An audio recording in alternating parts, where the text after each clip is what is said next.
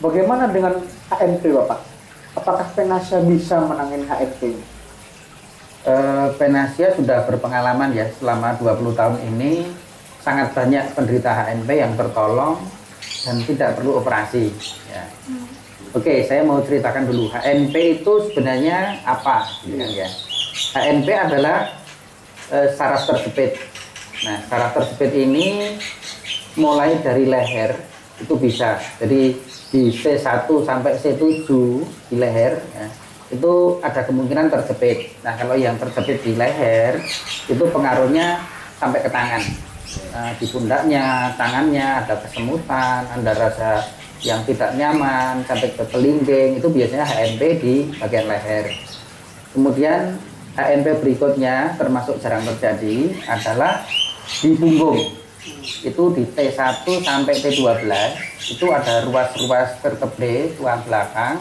Ini mungkin juga terjadi HNP tapi sangat jarang. Yang paling sering adalah di lumbal, di L1 sampai L5 disusul dengan S1. Ini yang sangat banyak terjadi dan di dunia ini menjadi menjadi momok karena penderitanya sangat banyak dan banyak juga yang akhirnya melakukan operasi dengan segala risikonya. Bisa kelumpuhan, bisa berhasil, atau tidak dapat dua-duanya. Jadi lumpuh juga tidak, berhasil juga tidak, tetap saja. Tapi banyak juga yang berhasil dengan operasi. Nah, Penasia mampu menyembuhkan ini tanpa operasi.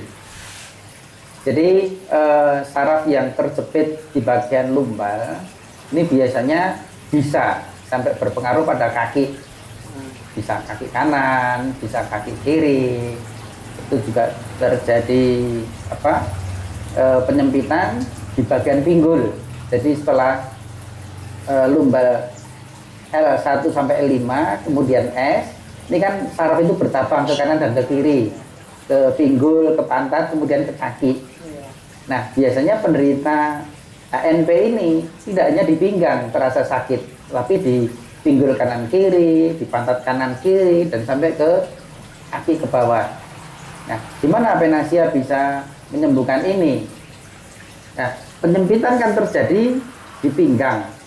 Nah, ini juga ada otot-otot tertentu, ya, seperti psoas mayor, tulisannya PSOAS ya, psoas. Ini otot yang berpengaruh pada terjepitnya saraf ya, karena tekanan muscle psoas ini menekan terlalu keras sehingga akhirnya diskus atau kampas ya. Diskus itu bantalan antara dua tulang. Ya, ini yang menjadikan kita kalau noleh kanan kiri tidak bersuara, kita berputar badannya tidak bersuara. Ini karena diskus ya atau bantalan yang melunakkan atau mengurangi gesekan antara dua tulang. Nah, kalau psoas mayor ini tarikannya terlalu kuat, maka diskus ini jadi kepencet. Nah, kayak donat gitu ya, donat yang kepencet, maka dia tekan keluar bisa, ke dalam bisa. Nah, tekanan yang keluar maupun ke dalam dari diskus inilah yang akhirnya menekan saraf. Pada operasi ini dibuka, kemudian yang diskus yang tertekan keluar tadi, ini dipotong, di surgery ya, dipotong itu akhirnya hilang. Nah, hilangnya ini diharapkan tekanan terhadap saraf hilang juga. Ya. Kalau operasi itu berhasil, berarti saraf yang tertekan hanya di situ. Nah, banyak operasi yang tidak berhasil dengan model operasi di lumbal ini. Kenapa? Karena yang tertekan kemungkinan bukan hanya saraf yang di lumbal tadi, tapi mungkin di bagian ilii ya, di tulang-tulang kanan kiri ya, di pinggul, di pantat itu ada juga yang tertekan. Sehingga ketika yang di atas ini sudah tidak tertekan karena operasi, yang bawah-bawah ini masih ada tekanan, sehingga sakitnya nggak hilang juga. Nah, banyak juga setelah operasi mereka harus ke sini.